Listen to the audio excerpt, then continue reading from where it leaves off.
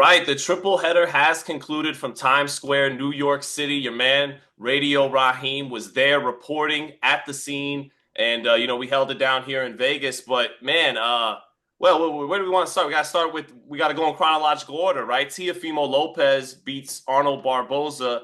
But do you got any opening thoughts before we get there, Raheem? You mean the triple main event, Sean? It's not just Triple a main triple event. header. It's just three main events all in one.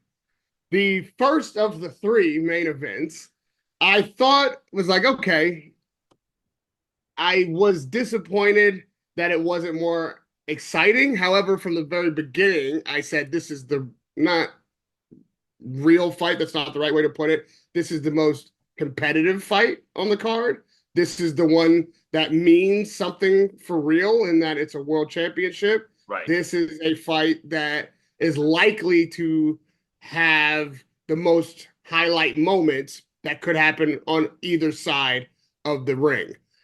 It turned out not to be the action packed kind of so I was like, well, maybe because I personally, and you'll appreciate this because yes, I like you am a purist. I'm a traditionalist. I realize that I have a little bit more patience for the so-called, nonsense or crossover and all that stuff than you do. However, when it comes to world championship fights, they should be at the top of the card. When it comes to the champion themselves, they should be introduced second. Like these kind of things that are negotiable in boxing now, I think should be non-negotiable. So when the only title defense on the card, was this the third time he's defended that title? Would this be Yeah, the it's the fourth? lineal title. It's the Yeah, lineal title. and no other bout of significance, certainly not to that level, is on the card. And then you're opening the show with that. I took offense to that, which Lopez never did take the bait on that. I asked him if he is offended. He wasn't. I was.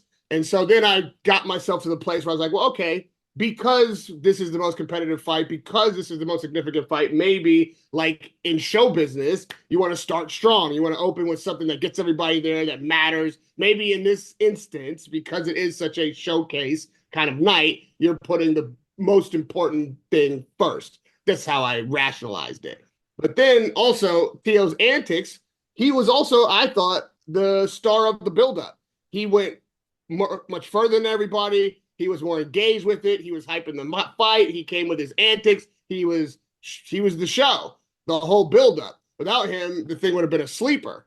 And then on the night, he did his business, but it wasn't what we saw in the buildup. So I was like, okay, well, this kind of was an opening bout because I'm expecting the next two fights. Definitely, they've got to deliver, right? So yeah, credit to Teofimo. He That did was his as good as it was gonna get. that Little was did Raheem know that was as good as it was gonna yeah. get. No, no, it's good. Good. Credit to Teo, he did his job. I was hoping for a tone to be set that was gonna be a bit more of a out your chair, call your friend. Oh shit, what are we gonna watch? Look at what's happening. Raheem, I want to ask you this. A lot of people, Lopez is looked upon, and this is how I look at him too, a very gifted fighter, a very talented fighter who's had some bouts of inconsistency. He's already accomplished a lot at his age, being the legit man in two separate divisions. But sometimes you could see these little holes in his game in with that talent. And again, he's a little up and down. What do you just make of his talent? You've seen a lot of talented fighters going back to the late 90s since you covered this sport all the way to now. Just him as a talent. What do you think of Lopez? Ironically, I think humility was missing from his game, and it is creeping in now, and it's starting as you might say maturity, whichever is the catalyst for this somewhat new Lopez, in that he can put the show on, he can talk his shit, he can wear his mask, but he can also get down to business. He's also not looking for a second round knockout because his dad bet on it. He's not putting himself in harm's way out of hubris. This is what I was looking for him from him earlier on in his career that I wasn't seeing. And I think that's where he got his first loss on his record, was being immature, being arrogant, thinking that, this thing was just going to cakewalk right into his pocket. And so I don't think he's going to make that mistake again. I think he's even got his father in check. while his dad says crazy shit here and there, he doesn't interrupt as much. He's not the entire mouthpiece. They're not fucking building chaos Oh, off he of was each good other. in the corner last night. And I couldn't hear him in the corner because I Right. was No, there, but he but was. He was good. that's a good sign. So I think Hmm. he's maturing. I believe that we haven't seen the best of him. I think he will be challenged more and he will step up to the challenge when that time comes. So yeah, this was a good fight for him. I think it's a good time for him and we're going to see better from him. We haven't seen the best of him yet, but he's on the road. I couldn't agree with that last part more, man. That there's still we still haven't seen the best. I agree. I mean, we have against Josh Taylor and he even against Lomachenko, he won that fight, but he won that fight as a young fighter who still has room to grow. Um, and and yeah, back in Kambosos fight, he helped beat no disrespect to Kambosos who did the job and showed up at 110%, brought something extra out of himself on that night in the theater beyond himself. Lopez also met him halfway. And a lot of times that's how these great upsets happen. The great fighter has got to meet you halfway. I'm a little bit He gave off. him an opportunity. He Yes. gave him an opportunity, and Cambosis was prepared for that opportunity.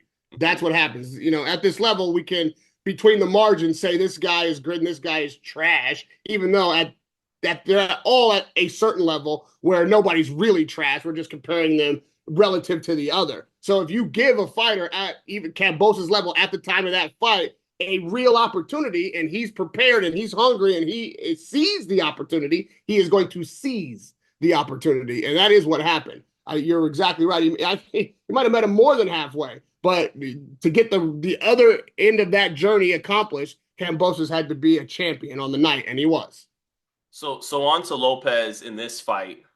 First of all, I want to give a shout out to Jim Lampley. That was the one fight I was able to listen to before I did my own round by round for the last two fights. And Jim still got it. He had one line about Barboza that I'm using in my lexicon going forward now, all the time. And he said this distilled the fight better than anything else. Barboza is a worker bee and Lopez is a thoroughbred, and that kind of, I remember one time we were watching 24/7 when Tim Bradley was getting ready for his second or third fight with Pacquiao. And, we used to watch those 24/7s here at the house on fight week. That's right. And Bradley is so motivated. He's looking into the camera and, there's no way Pacquiao can outwork me. There's no way that he wants this more than me. And Raheem goes, yeah, but what if he's just better than you? And that is what this was Barboza wants it. He's committed. He's left no stone unturned. This guy is just better than you. He's a thoroughbred. He's born with the kind of talent that Barboza could never have. You either got it. You either got those gifts, those twitches, those reflexes, the gift of punching power, or you really don't. And Barboza, like Lampley said, is a worker bee.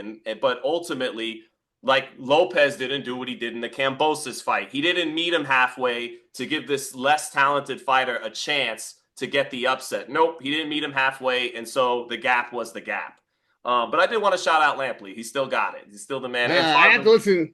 I have to listen back so I can hear Lampley. I can hear Lopez in the corner, senior. I mean, and to be transparent, that was the fight where I was getting settled, so I didn't have the opportunity to really watch the action as closely as I did the other two fights. You can imagine what the chaos was like at Times Square. There was some, I don't want to get into the details, there was but I like will tell 46 you. people there, but you were one of them. That shows how important you are, Raheem. It was like But Snoop Dogg, Raheem, and 45 other really important people. I think that says well, something. Yeah. Sean, I'll say this for you because you're being very gracious now, even if it's a little tongue in cheek.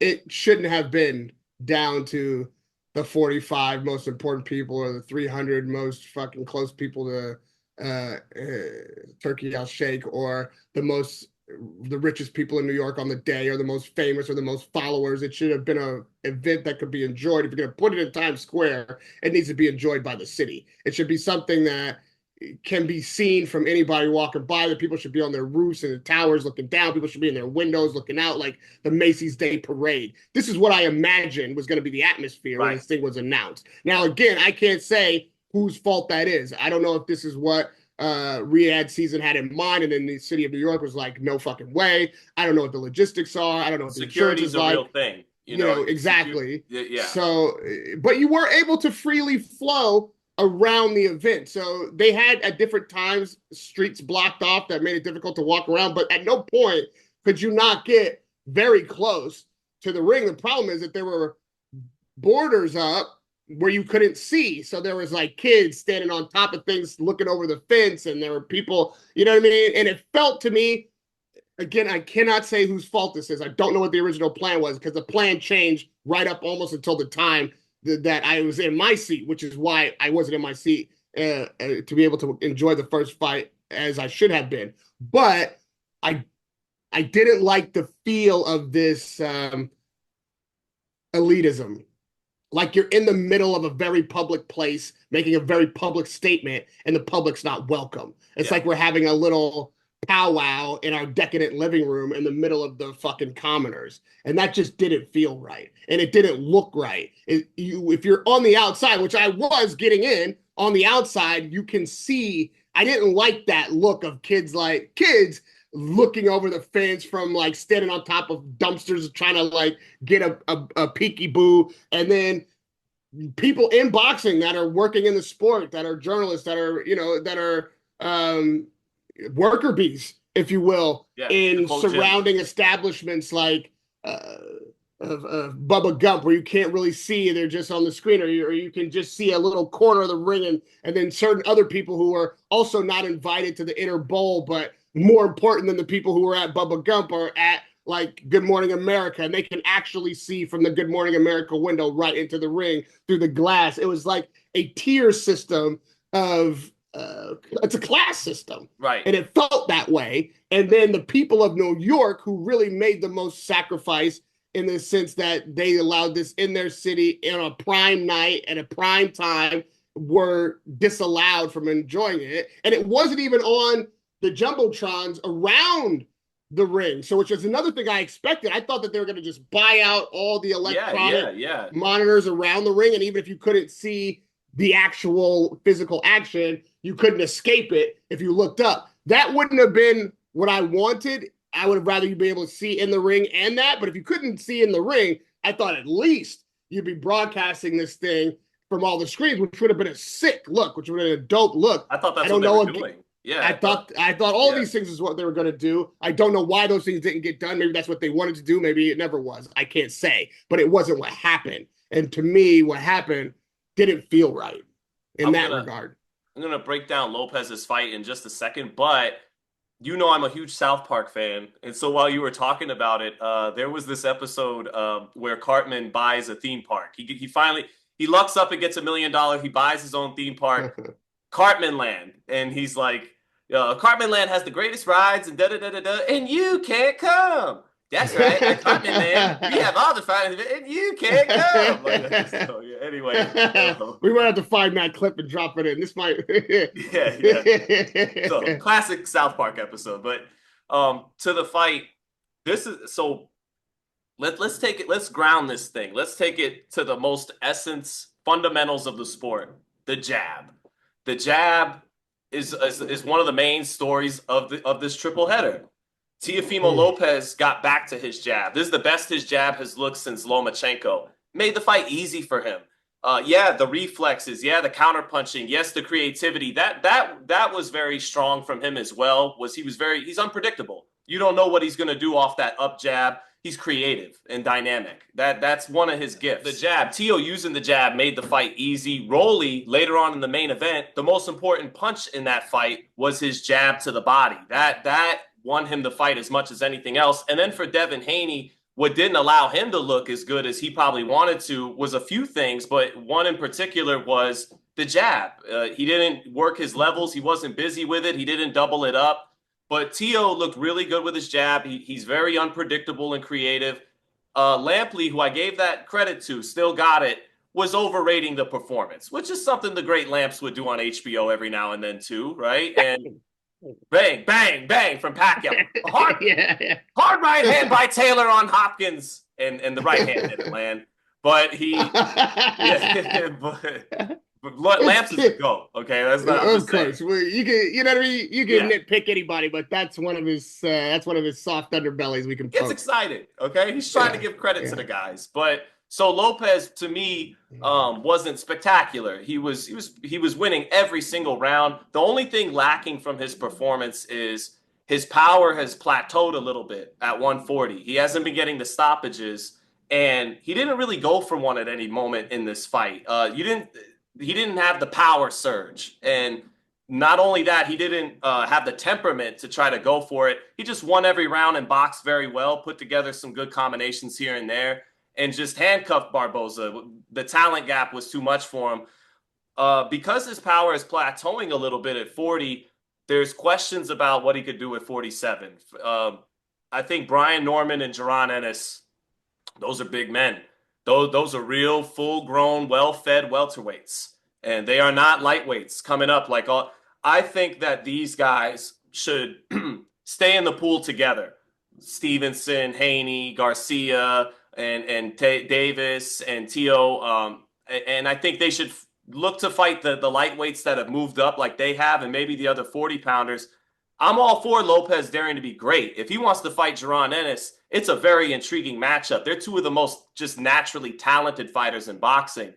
But coming up from 35, I'm not sold on Lopez, let alone any of these other guys on the card being as effective at 47. Norman and Boots are big guys at 47. You know what this is feeling like? The on the cusp of the next era, which harkens back to the when we were on the cusp of the last 147 iconic era. All these guys coming up from 35, even 26, and would they be able to carry their power? Do they look as good? What are they losing? What are they gaining? Are they cheating? What's going on? And who's going to be the king at 47, which is somewhat ironic because all the guys who are running to be the king at 47 are really too small for the division. You know what I mean? Like, and then, at the time when I'm thinking back to it, you would have someone that may be bigger for the division, but also wants to compete there, like, let's say a Cotto, right? Like, he's bigger than the smaller guys coming up. But at the same time, 47 is where the action is. We're building another era for 47 where it's going to be the action is here, and how are these guys going to sustain, maintain, and achieve there based on where they came from. Where there is going to be rivalry is between all the names that you just listed and who's got staying power, who's got a move to stay on top. All of those questions are what is going to make this next season of 147 pounds exciting, and probably as exciting as the heavyweights.